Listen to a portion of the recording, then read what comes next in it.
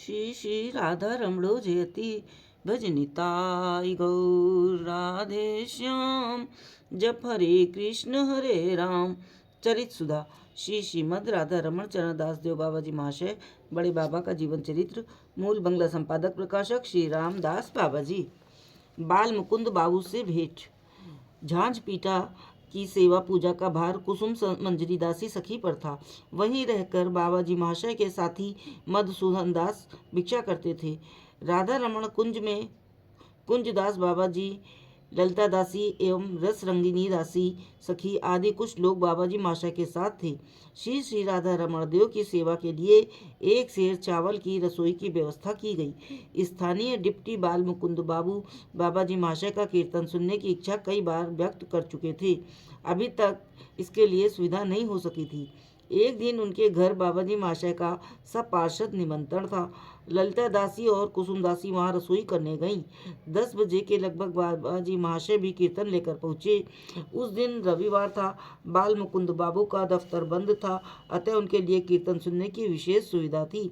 यद्यपि वे वैष्णव धर्म में दीक्षित न थे, वे परम श्रद्धावान एवं अत्यंत मधुर स्वभाव के थे। कोमल वस्तु से दूसरी वस्तु का संयोग सहज ही हो जाता है। आज बाल मुकुंद बाबू के हृदय पर भी भगवत प्रेम की छाप पड़ गई। संकीर्तन से उनका हृदय और भी पिघल गया, आंखों में पानी भर आया और भगवत उपासना के विषय में जानने की उत्कंठा जागृत हुई। वे व्यग्रता पूर्वक बाबा जी महाशय से दीक्षा के लिए कहने लगे।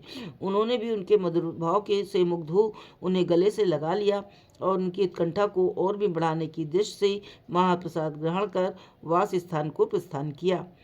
बाल मुकुंद बाबू की उत्कंठा क्रमशः बढ़ने लगी। एक दिन जब उन्होंने विशेष आग्रह किया तो बाबा जी महाशय ने उन्हें मंत्र प्रदान किया। तभी से बाल मुकुंद बाबू रोज एक बार कुंजमठ आते हैं और बाबा जी महाशय का आद्रा मत ग्रहण कर दफ्तर जाते हैं। घटनाक्रम से मजिस्ट्रेट साहब उनसे कुछ नाराज हो गए। कारण यह था कि बाल मुकुंद बाबू कुछ स्वतंत्र स्वभाव के थे। कचहरी जाने के समय कभी कभी नाक पर तिलक लगाकर जाते थे। उनकी मूछें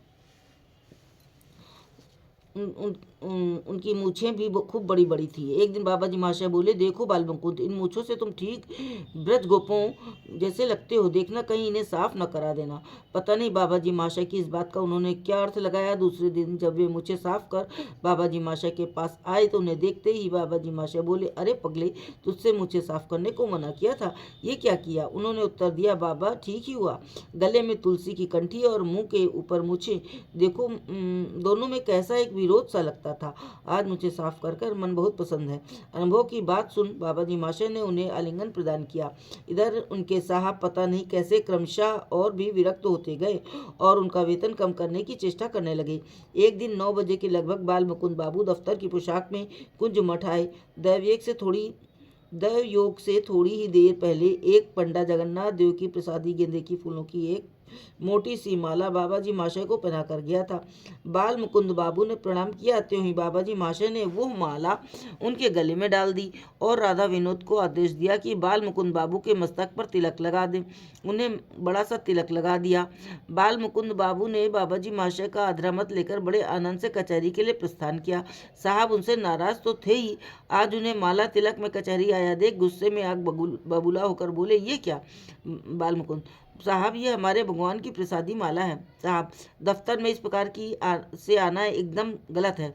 बाल मुकुंद, क्यों साहब, दफ्तर के साथ क्या धर्म का कोई संबंध नहीं? साहब, हो तब भी ऐसी वेशभूषा में आना ठीक नहीं। बाल मुकुंद, क्यों साहब, आप भी तो अपनी पोशाक में आए हैं। मैं अपनी पोशाक में आया हूँ, इसमें क्या बुराई है? मैं यदि कोई गैर कानूनी अथवा सरकार का अनिष्ट करने वाला काम करूँ तो दूसरी बात है। कुछ देर बाद साहब बोले, मैं तुम्हारा वेतन कम कर दूंगा। सुनकर बाल मुकुंद बाबू ने कहा, साहब वेतन कम करने की इच्छा हो तो कीजिए, कोई आपत्ति नहीं, पर मैं स्वधर्म नहीं छोड़ सकता। आश्चर्य! साहब उनकी स्वधर्म निष्ठा देखकर अत्यंत संतुष्ट हुए और इस बात की चेष्टा करने लगे कि उनके वेतन में कुछ वृद्धि हो। उस दिन से साहब का बाल मुकुंद बाबू के प्रति द्वेष भाव प्रेम भाव में परिणित हो गया। नाना कारणों से बाल मुकुंद बाबू का भक्तिभाव दिनों दिन बढ़ने लगा। उनका स्वभाव ठीक बच्चे जैसा था। बाबा जी महाशय को दूर से देखते ही वे दौड़कर उन्हें दंडवत प्रणाम करती और 4-5 मिनट तक उनके पेट पर अपना सिर रखकर परमानंद अनुभव करती। कोई पूछता तो कह देते, जिस दिन मैं बाबा जी महाशय के पेट पर सिर नहीं रखता वो दिन बड़ी अशांति में बीतता है। जय जय श्री बड़े बाबा की जय। राधे।